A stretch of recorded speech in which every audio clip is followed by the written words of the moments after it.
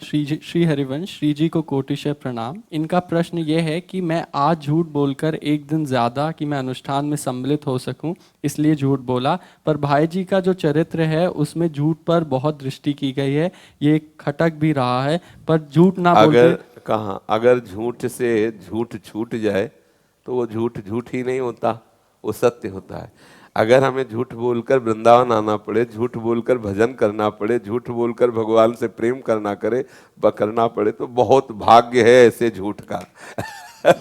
ऐसे झूठ को हम कभी नहीं छोड़ेंगे, पक्का। अब हम प्रेम में रो रहे हैं प्रभु से, प्रभु की तन्मयता में, और कोई पूछे आप ठाकुर जी के प्रेम में रो रहे हो, झूठ बोलना पड़ेगा? नहीं नहीं, हमारे अंदर कहाँ ऐसा भाव है। तो शरीर में पीड़ा थी या कुछ आंखों में परेशानी, बड़े बड़े सिद्धों को ये झूठ बोलते देखा। एक जगह भागवत चर्चा हो रही थी, तो एक महाभागवत थे राजा की सभा में, तो उनको एकदम मूर्छा आई और प्रेम के विकार। राजा को लगा कि, तो चरणों में प्रणाम किया, जब सुध आई तो देखा सब प्रणाम नमस्कार। तुरंत उन्होंने बात बदली, बोले महाराज ये कोई प्रेम की दशा नहीं, हमें मिर्गी आती है। राजा ने कहा अच्छा? बोले हाँ मेरे, वो हट गए, सब हट गए। तो अब देखो झूठ बोल गए ना, अपने प्रेम को छिपाने के लिए, भगवत भजन बढ़ाने के लिए जो झूठ बोला जाता है वो निषेध नहीं है।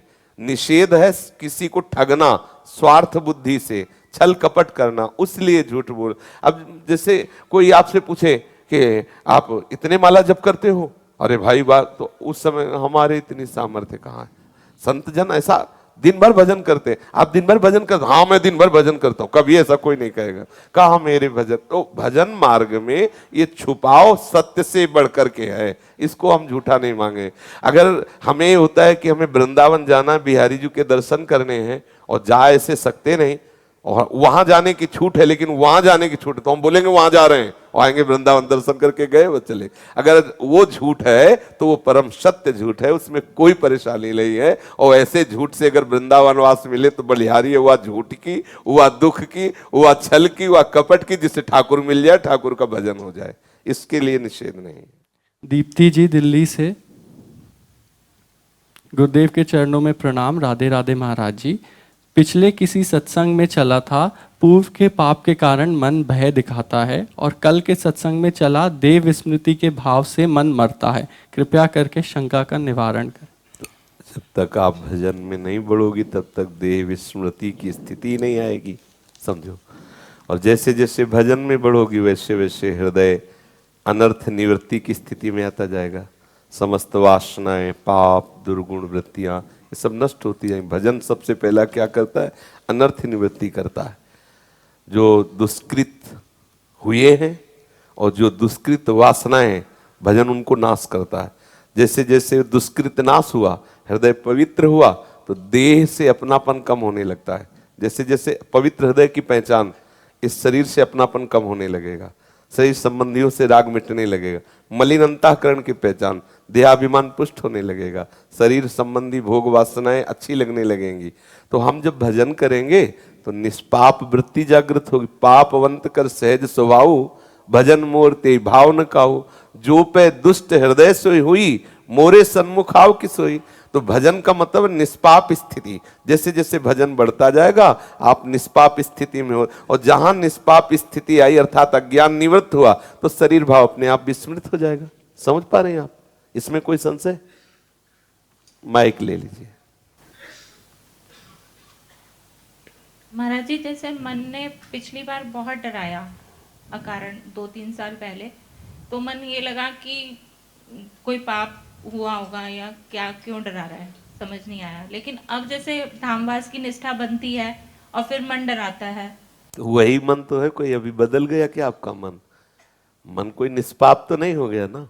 तो बस वो मन जिस दिन निष्पाप हो जाएगा तो सामने मृत्यु खड़ी होगी तो श्री कृष्ण नजर आएंगे। भगवान ने विभूतियों में वर्णन किया है कि सब हरण करने वालों में मैं सर्वश्रेष्ठ हरण करता मृत्यु। हो गई बात, मृत्यु भी मेरा श्री कृष्ण ही। अब भय क्या रहा? तो अब वो स्थिति आने के लिए मन को प्रभु में लगाना पड़ेगा, और ये लगने से भयभीत होता है। वृंदावन वास करना, निरंतर नाम जप करना, ब्रह्मचर्य रहना, साधन, ये सुनते ही वो कांप जाता है, अरे बाबा बहुत मुश्किल की बातें हैं। और कोई मुश्किल नहीं है, स्वाद नहीं मिला इधर का, इसलिए आपको लग रहा है। भोगों का स्वाद मिला इसलिए जितेंद्रियता की बात सुनते ही कांप जाते हो, राग में जी रहे इसलिए वैराग्य की बात सुनते ही कांप जाते हो। अगर वैराग्य का स्वाद मिल जाए फिर तो देखो आपको हंसी आएगी कि कहां फंसा था यार। आपको हंसी आएगी, अपने ऊपर हंसी, और दूसरों को वही बोलो। ये जो भाषा बोल रहे हैं केवल पढ़ी लिखी भाषा थोड़ी बोल रहे हैं, जी हुई भाषा बोल रहे हैं, जी हुई। केवल होता है कि पढ़ लिया हो भाई, उपदेश कर, जिया है, ये जिया है, उसको देखा है, उसमें अंदर प्रवेश किया है, उसको समझा है, तब बोल रहे हैं। हंसी आती, कहां फंसा है यार, कहां फंसा है। बोले बड़ा मौज आ रहा है, बड़ा आनंद आ रहा है, कहा जहां बिल्कुल बूंद भरा आनंद नहीं है अभी। अब आपको इसलिए लग रहा है क्योंकि आपने इधर देखा नहीं। अगर इधर थोड़ा झांक पाओ, देखो धीरे धीरे धीरे धीरे आप इधर आ रहे हो। और ऐसा नहीं कि आपका मन राजी नहीं हो रहा, आप जितना भजन ले लिए, जितना उपासना ले ली, अब आप छोड़ना भी चाहो तो आपको जलन पैदा कर देगा मन। लेकिन नहीं भाई, 4 माला करता हूं, 4 माला से तो कम नहीं हो सकता। अगर 10 मिनट आप एकांत बैठने लगे, उस समय कोई आपको हटाना चाहे तो आपका मन आपको जलाने लगेगा कि नहीं हम ये और जिस दिन ये पूरा फंस गया उस दिन आप आनंद में डूब जाएंगे। इसलिए अभी कोई मन ठीक थोड़ी हो गया है, मन तो वही है, बीमार मन है, अभी ठीक नहीं हुआ। भले आप अस्पताल जाने की बात कर रहे हो, पर है तो बीमार ही ना। ये वृंदावन भवरोगियों का अस्पताल है, रसिकजन डॉक्टर हैं, उपासना औषधि है। तो संसार के भोगों को मानकर भयभीत हो रहा था तो गलत रास्ता था। आज जब सही रास्ते में आया है तब तो भयभीत होगा ही होगा, क्योंकि उसकी डॉक्टर ही होगी। वृंदावन धाम अखंड वास, विषयों का त्याग, प्रिया प्रीतम का मिलन, सुन के ही पिंडुरी कांप जाएगी। हमसे नहीं होने वाला, ये मन की चाल है। आप चल के तो देखिए, यही मन शेर हो जाएगा, यही मन दहाड़ेगा। स्त्री देह के कारण, तो स्त्री देह तो आप माने हुए, आपको स्त्री थोड़ी है, ऐसा नहीं सोचते हैं। बिल्कुल सोचना बंद करो। प्रीतम आपके साथ है, सर्व सामर्थ्यशाली भगवान आपके साथ है। भले आप वृंदावन वास न करें, आप घर में रह करके सर्व सामर्थ्यशाली बन सकती हैं। पूज्य राधा बाबा, बड़ा आनंद आया उनकी वाणी से। बाबा ने कहा, जब आनंदमयी माता सामने बैठती तो लगता सिंहनी पे सवार दुर्गा बैठी हुई है। आप स्त्री को कोई साधारण समझते हैं क्या? विदेशी अंग्रेजों के दांत खट्टे हो गए लक्ष्मीबाई आदि महावीर, इन वीरांगनाओं। स्त्री, शरीर स्त्री है तो अपने को ऐसे मान रहे हो, हिला के रख दे, कोई ऐसा ना समझे सब राज इन्हीं का है। जिधर देखो इन्हीं का, चाहे माया में देखो चाहे भक्ति में देखो, इन्हीं के बच्चे हैं, इन्हीं से पोषित है, इन्हीं का शासन है। मात्रा हटा दीजिए, मात्रा है शक्ति, शिव में मात्रा हटा दीजिए, ऊपर जो लगी हुई है क्या बचा? 100। समझ गए ना? अगर 100 में शिवत्व है तो इन्हीं का है। शिव लिखो और शिव में मात्रा हटा दो, बचा क्या? 100। शक्ति ही तो सब कुछ है, सब कुछ शक्ति से ही है, और शक्तिमान उसको धारण किए हुए है। शक्तिमान के बिना शक्ति कैसी? अच्छा, 100 हटा करके केवल मात्रा ऐसे लगाओ तो क्या होगा? कुछ नहीं, वो कोई मात्रा है उसका, वो सा पे जब लगी मात्रा हुआ तब हुआ शिव। संपूर्णता, शक्ति और शक्तिमान दोनों मिलकर के लीला का विहार कर रहे हैं। ऐसा नहीं कहा जा सकता कि हमारा स्त्री शरीर, तो हम ऐसा नहीं, फिर तो बहुत बड़ी हार हो जाएगी। अगर आपने स्वीकार कर लिया फिर तो क्या होगा? हम इंतजार करें पुरुष शरीर के लिए, और कौन सी खास बात ऐसी पुरुष शरीर से कि भगवत प्राप्ति हो जाएगी? बिल्कुल भ्रम, बिल्कुल भ्रम। किस बात के लिए तुम अनाधिकारी हो, हमें बताओ। किस बात के? प्रभु के अंश तुम हो, प्रभु के अंश तुम हो, किस बात में अनाधिकारी हो? किस बात में?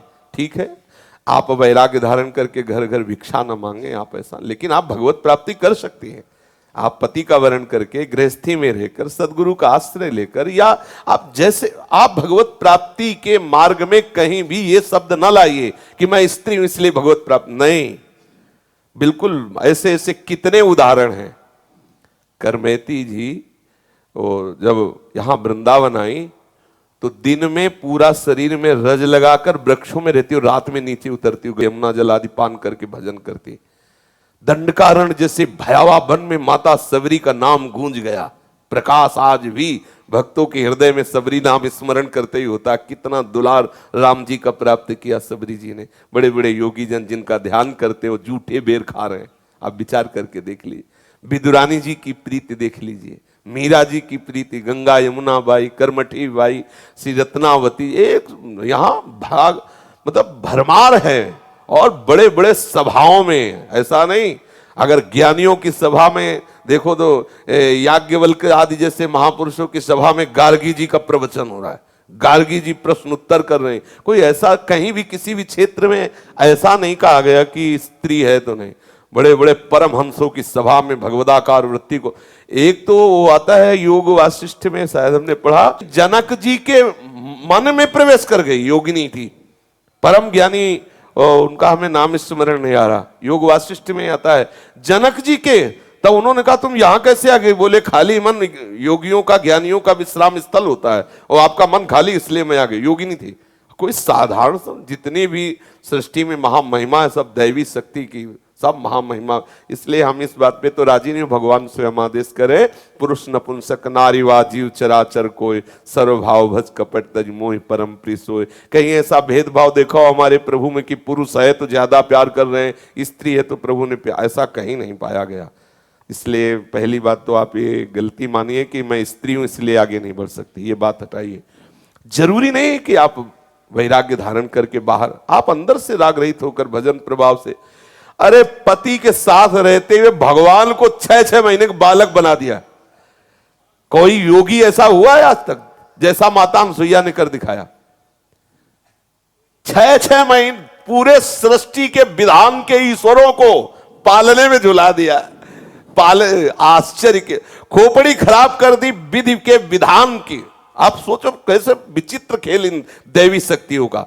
धर्मराज की बुद्धि पूरे सृष्टि का निर्णायक विधान करने वाला, और सावित्री जी ने चक्कर में डाल दिया, उसको चक्कर में डाल दिया।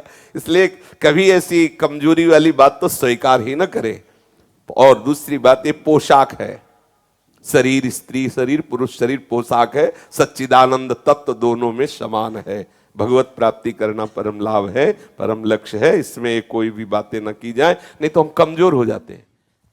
मृगनयनी शरण जी ग्वालियर से। श्री हरिवंश महाराज जी, ब्रह्म मुहूर्त क्या होता है और इस समय उठने से क्या क्या लाभ होते हैं? उठ के देखो तो पता चल जाएगा। 4 बजे से और 6 बजे तक का जो समय है ये भजन के लिए बहुत लाभदायक है। इस समय अगर कोई निद्रा में रहता है तो ब्रह्मचर्य से हीन और कई तरह की मानसिक बीमारियां और शारीरिक अस्वस्थता ये आगे चलकर उसे घेर लेगी। मानसिक बीमारियां, कई तरह से मन डराने लगेगा, कई तरह से मन में ऐसे कुभावनाएं जागृत हो जाएंगी। इसलिए हमारे ब्रह्म ऋषियों ने आज्ञा की है कि 4 बजे से तो उठ ही जाना चाहिए, और 4 से 6 के बीच में, मान लो आप 4 से 5 के बीच में सो ही रहे हैं तो आप 5 से 6 के बीच में उठ जाइए। 4 से 6 के बीच के समय में आप उठ करके अपनी भागवतिक दिनचर्या करें। भागवतिक दिनचर्या में जैसे अपने लोग राधा वल्लभी हैं तो प्रातः काल उठ करके अपने गुरुजनों का, रसिकों का सुमिरन करें, गुरु मंत्र का जप करें, फिर स्नान आदि करके श्री जी की मंगला, श्री जी को सुंदर पद सुनाना आदि, या अगर उस समय ऐसी भावना है तो 2 घंटे बैठ करके जप करें। मंगल बेला होती है प्रातः कालीन, उस समय शयन तो कभी नहीं करना चाहिए, किसी को भी नहीं करना चाहिए। वो अपने लिए परमार्थ और स्वार्थ दोनों की हानि करने वाला है। 4 से 6 के बीच में प्रायः सब वर्णन ही हुआ है कि तैसे उठे, जल पिए, व्यायाम करे, ऐसा करे। और अलग अलग इसका रोज उत्तर तो ठीक है नहीं। महाराज जी, मैं सुबह उठ जाऊंगा, मैंने सोच लिया कि अब मैं ना कल से उठूंगा। अच्छा। तो मैं 1 हफ्ता उठ लूंगा, फिर जैसे मेरे मन के अंदर आएगा ना, नहीं अब मैं ना उठने लग गया हूं, तो फिर अगले दिन है ना वो फिर पूरा ढेर हो जाऊंगा। नहीं, ऐसा नहीं, आपका दृढ़ नियम होना चाहिए। और नए बच्चे हो तो अलार्म वाला सिस्टम रख लो, वो जब बजे तो उठ के बैठ जाओ। इसमें आपको प्रयासरत रहना पड़ेगा, कुछ समय प्रयासरत रहिए, फिर आपका अभ्यास बन जाएगा कि आप उस समय सो ही नहीं सकते। जैसे अभ्यास बन जाए ना तो आप सो ही नहीं सकते, मतलब सो ही नहीं, आपका शरीर राजी ही नहीं होगा बिस्तर में लेटना, वो राजी ही नहीं होगा। तो इसलिए नियम बनाओ और नियम पूर्वक चलो। जब आपको लगे कि आज हम नहीं उठ पाए तो उस दिन दंड स्वीकार करो, व्रत रह जाओ कि आज समय से उठे नहीं इसलिए आज भोजन नहीं, उपवास कर लो, ठीक है, तो ठीक हो जाओगे। जिस दिन 4 बजे जो भी आप नियम रखो एक पक्का रखो, और जिस दिन प्रमादवश ना उठो उस दिन बस उपवास कर लो, एक बार थोड़ा फल पा लो, जो कुछ बस रहने दो। मनीराम ठीक होने लगेंगे। भैया अगर ऐसा हुआ तो फिर इसलिए वो सोचेगा घंटा भर की बात, जल्दी उठ जाओ तो चक्क पाले को मिलेगा। ठीक है, आप ऐसा करो।